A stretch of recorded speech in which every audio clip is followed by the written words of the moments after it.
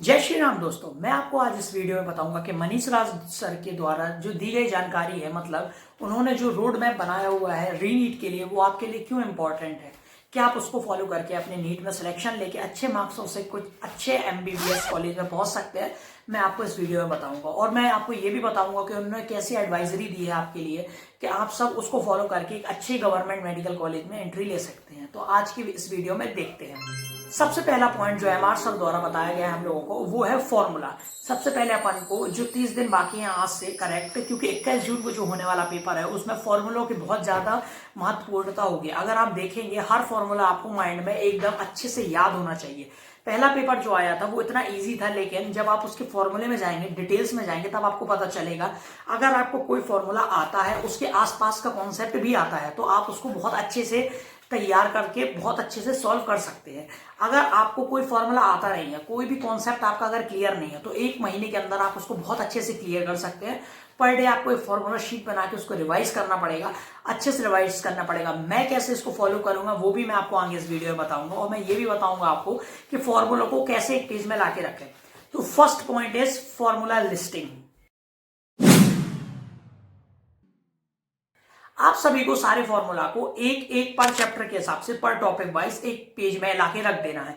एक पेज में सारे, जब आपके पास टॉपिक वाइज पूरे फॉर्मूले होंगे, तो आपको जब भी कोई क्वेश्चन दिखेगा पेपर में, तो आपको तुरंत याद आ जाएगा कि किस टॉपिक से रिलेटेड है ये क्वेश्चन। और अगर आपको ये पता चलेगा किस टॉपिक से रिलेटेड ये क्वेश्चन है, तो आप इजिली उस क्वेश्चन को सॉल्व कर सकते हैं। अगर आप चाहते हैं कि मैं आपको प्रोवाइड कराऊं यहाँ पे लिंक या फिर फॉर्मूला शीट, तो आप इसको भी कमेंट कर सकते हैं, मैं आपको आगे बताता हूं। अगला पॉइंट जो एमआर सर ने कहा वो है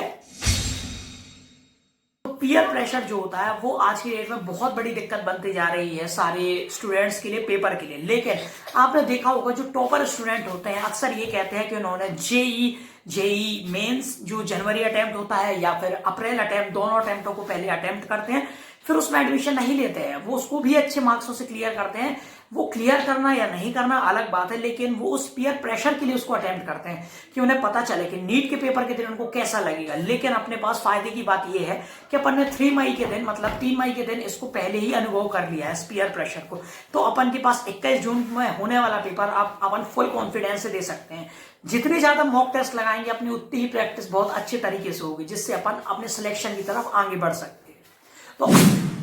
तो यहाँ पे एनसीईआरटी अगर अपन चाहते हैं, तो बायोलॉजी में एनसीईआरटी को कवर करना बहुत जरूरी है। एमआर सर ने खुद फिजिक्स टीचर है, लेकिन उनके काफी ऐसे अच्छे अच्छे दोस्त हैं जो कि उन्हें बायोलॉजी का भी कॉन्सेप्ट बताते रहते हैं कि कैसे 360 मार्क्स उस पर भी लाए जा सकते हैं। जैसे कि विपिन सर, समाप्ति मैम एंड ऑल टीचर्स जो अलग अलग सब्जेक्टों में पढ़ाते हैं। जैसे कि आप और भी देख लिया जाए तो अपन जानते हैं योगेश जैन सर, पंकज सर तो बहुत घनिष्ठ हैं एमआर सर के, जो बता सकते हैं कि कैसे अच्छे मार्क्स ला सकते हैं। तो मैं बायो में बताता हूं आपको, सर ने खास कहा है कि एनसीईआरटी को फॉलो करना मस्ट है। अगर अपन एनसीईआरटी की लाइन बाय लाइन को कनेक्ट करते हैं, सारी लाइनों को, एक एक कॉन्सेप्ट को अपन फील करके पढ़ते हैं, तो अपन के बहुत अच्छे मार्क्स आने की उम्मीद बनती है। अगला कॉन्सेप्ट है बायो के लिए कि अपन को कौन सा बायो का टीचर फॉलो करना चाहिए।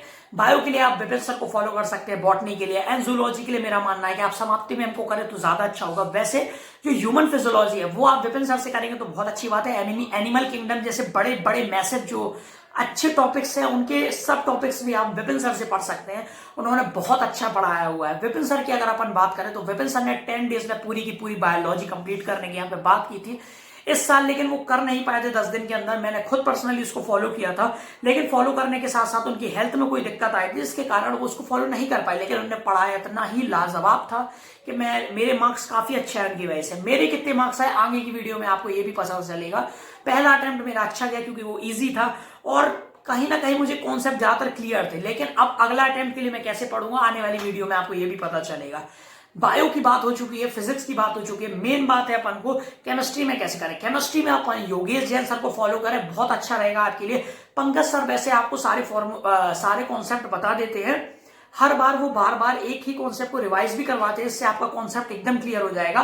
पंकज सर से अगर आपको समझ नहीं आता है तो Yogesh sir is a better option than Pankaj sir, क्योंकि मैंने पर्सनली योगेश सर से पढ़ा इसलिए मैं उन्हें रिकमेंड करता हूं। पंकज सर से मैंने उतना अच्छा, मतलब मेरा अनुभव नहीं रहा, इसलिए मैं योगेश सर को ज्यादा रिकमेंड करता हूं। वैसे पंकज सर भी बहुत अच्छे टीचर हैं, उन्होंने बहुत अच्छा पढ़ाया हुआ है। रिवीजन के लिए मैं अलग सर की पुरानी वीडियोस का यहाँ पे सहारा लेता हूं। उनके द्वारा पढ़ाई गई जो वीडियो केमिस्ट्री की भी है उनसे भी मैंने काफी कॉन्सेप्ट पढ़े हुए हैं, फिजिक्स से भी मैंने काफी कॉन्सेप्ट पढ़े हुए हैं।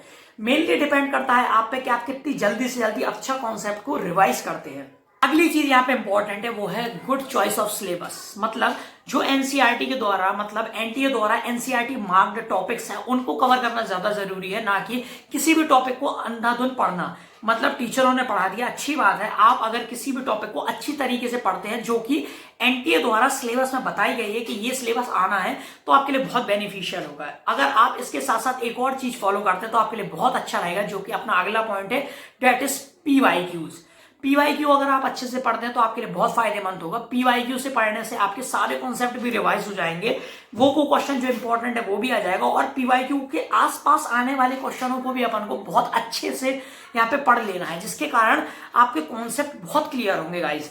मैं आपको साफ साफ यहाँ ये बताना चाहता हूं कि अगर आप एमआर सर के बताए हुए रूट में चलते हैं, मतलब सर और किसी के में चलने की कोई जरूरत नहीं है, एमआर सर ने बता दिया, मतलब बहुत अच्छा बताते हैं वो। एमआर सर ने अगर बता दिया अपन को कि कोई चीज अपन को फॉलो करनी है, मतलब करनी है, क्योंकि एमआर सर बहुत अच्छे एक्सपीरियंस टीचर हैं।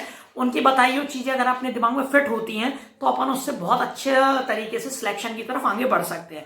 देखना होगा कि आगे के दिनों में मैं कैसे रिवाइजन करता हूं, और आपको मैं इस चैनल में बताता रहूंगा। तब तक के लिए जय श्री राम।